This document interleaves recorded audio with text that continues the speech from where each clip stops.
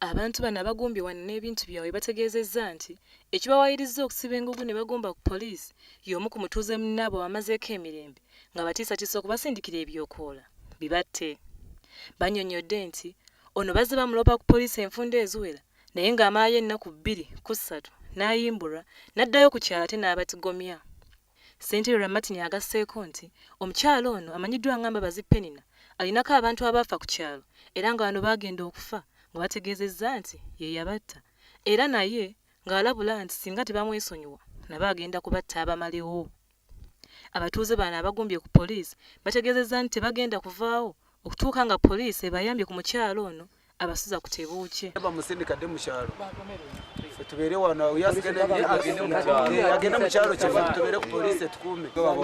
Embuto zivaamu babalongoosa ate ng'amaze kubalooninga n'abyogera ne yeewaana.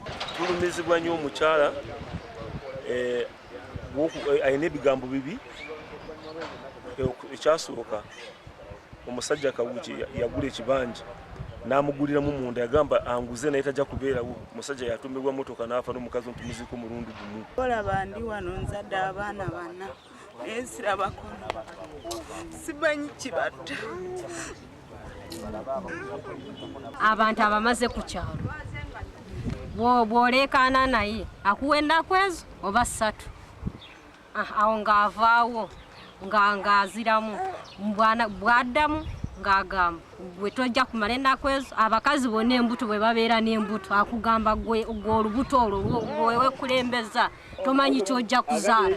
Bano bamulumirizza okubeera ng'agaba ennaku ku bantu ku kyalo era nga bw'akuwa ennaku 7 oluggwako ng'ofa.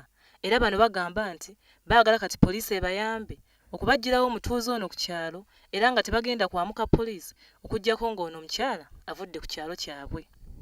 Mbabazi Penina agambibwa okubeera omulogo ku kyalo bino byonna abatuuze bye bamwogerako abyegaanye n'agamba nti bamusibako matu ga mbuzi kumuliisa ngo.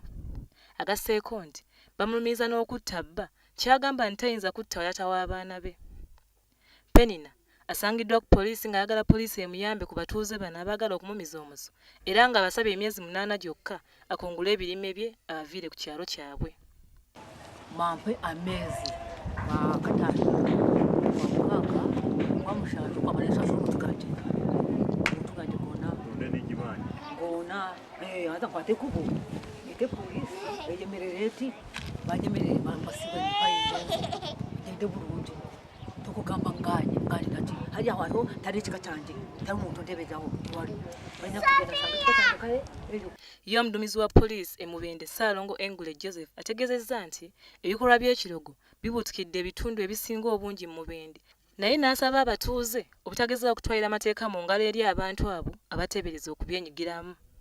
Wabula wano e Mubende abantu bangi abattiddwa oba okwonoonebwa ebintu byabwe nga bateeberezebwa okubeera n'amayembe ku kyalo era abantu bettanira nnyo ebikolwa eby'eddogo.